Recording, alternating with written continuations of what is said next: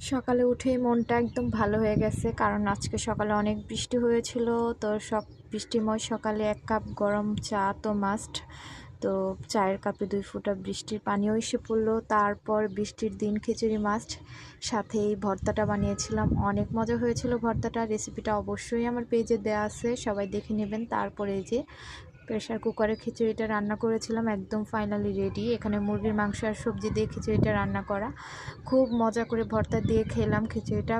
আজকে খিচুড়িটা অনেক বেশি মজা হয়েছিল। আর বৃষ্টির দিন খিচুড়ি খেতে অনেক বেশি ভালো লাগছিল, এরকম লেবু দিয়ে, অনেক মজা। তো খুব ভালো এনজয় করলাম সকালটা আজকে।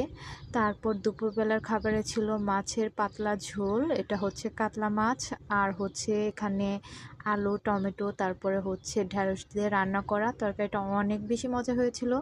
তো আজকের ব্লগটা এই পর্যন্তই। প্লিজ সবাই আমার পেজটাকে ফলো করে দিবেন।